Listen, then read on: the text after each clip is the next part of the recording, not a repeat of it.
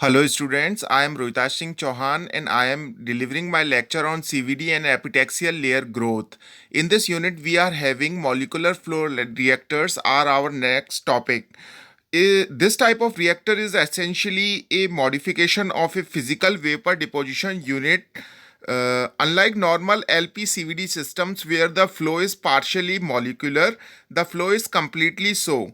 Hence, as in PVD, the nature of deposition is largely determined by the placement and orientation of the wafers with respect to the source gas mix.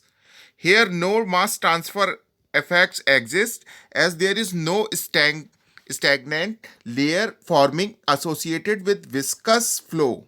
Radial uniformity of deposition is a major issue in such systems.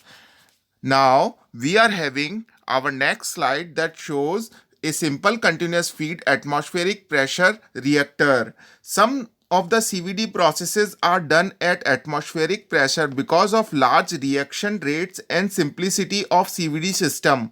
These are called atmospheric pressure chemical vapor deposition APCVD. They are particularly suitable for thick dielectric.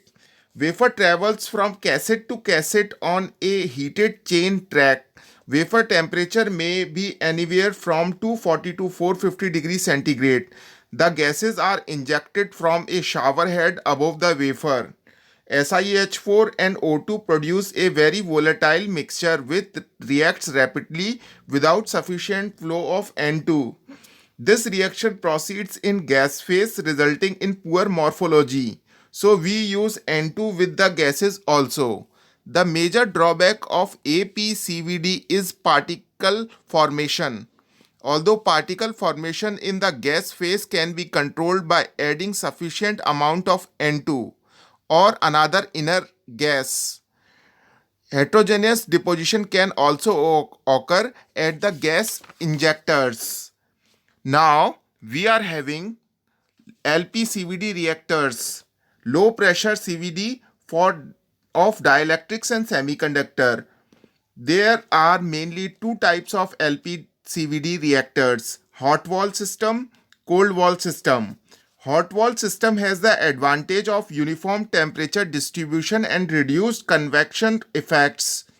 Cold wall system is able to reduce deposition on the walls.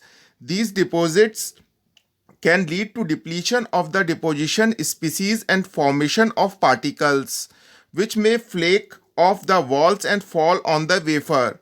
For this reason, hot wall system is more suitable to the cold wall system of LPCVD. To achieve reasonable deposition uniformity in such a system, the process must be designed to keep the reaction strictly controlled by the deposition kinetics. Instead of diluent gas, the use of low pressure 0.1 to 1.0 torr reduces the gas phase nucleation. This process is commonly called LPCVD. Horizontal LPCVD system. A horizontal LPCVD system consists of four tubes. The gases are controlled at the back of upper tube using mass flow controller and routed to the front of furnace. These gases are plumbed to a tube that runs at the length of furnace.